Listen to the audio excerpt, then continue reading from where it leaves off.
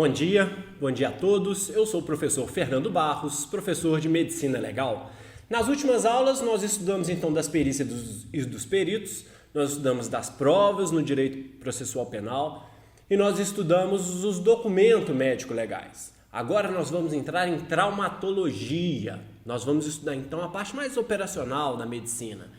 Traumatologia, então o estudo dos traumas, alguém pode pensar, mas trauma aqui não tem o sentido de trauma, fiquei traumatizado porque foi assaltado no banco. Não. Trauma aqui tem um significado preciso. Trauma é a energia que vulnera.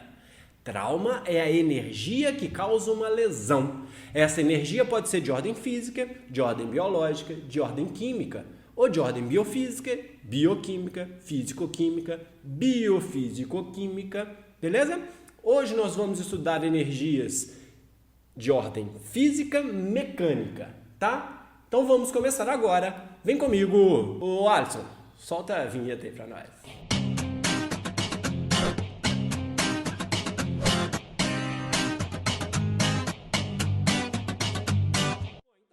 Então vamos começar.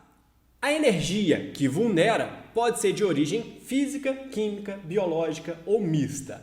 Nós vamos estudar hoje de origem física. Se ela for de origem física, ela pode ser de origem térmica, os calores, calor e frio, pode ser de origem sonora, radioativa, tem diversas origens. Mas o que a gente vai estudar aqui agora é de origem mecânica, ou seja, o movimento.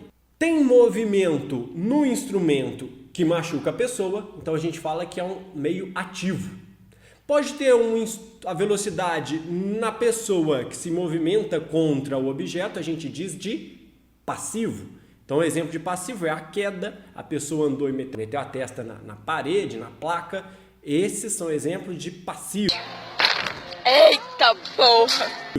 E a gente pode ter também misto, quando tanto a pessoa quanto o instrumento tem movimento antes da colisão. Então a gente tem meio ativo, meio passivo e meio misto. A gente também vai estudar a ação perfurante, cortante ou contundente, uma de cada vez. Vamos começar da perfurante. Como perfurante a gente tem exemplos a agulha e o picador de gelo, tá? Elas têm na pele ela é um ponto, então apresenta uma dimensão pontual. E por isso a gente fala que ela é puntiforme, a ferida puntiforme, ou punctória, que significa em forma de ponto, tá? Em geral, o diâmetro da ferida vai ser menor do que do instrumento, porque a pele é elástica. Então, o instrumento entra e aí depois que ele sai, a pele, que é elástica, retoma o seu tamanho original, diminui o buraco. Essas são feridas mais profundas do que extensas, óbvio. A gente tem um caso muito específico, vamos para a tela, que é o seguinte: quando um instrumento é de pequeno calibre, faz lá só um pontinho. Faz só um pontinho, tá? Então faz só um pontinho porque o instrumento é de pequeno calibre. Agora, quando ele é de médio calibre, ele entra como um círculo. Depois que a pele volta, porque ela é elástica, ele diminui o volume. Agora vamos imaginar que você está numa região do corpo, uma carne, onde as fibras estão dispostas nesse sentido. Ou seja, depois que a pele voltar ao normal, ela vai voltar formando no ferimento um formato alongado, tá? Então vai formar esse ferimento alongado. Desenhando ali embaixo aqui, ele vai ficar assim, ó, com dois gumes, tá? Isso é o que chama de casa de botão, é um ferimento com formato de casa de botão. Casa de botão, quando abotoa, tem mais ou menos esse formato. Então, isso, gente, é uma questão de prova de concurso, é o que diz a lei de Filhos e lei de Langer, tá?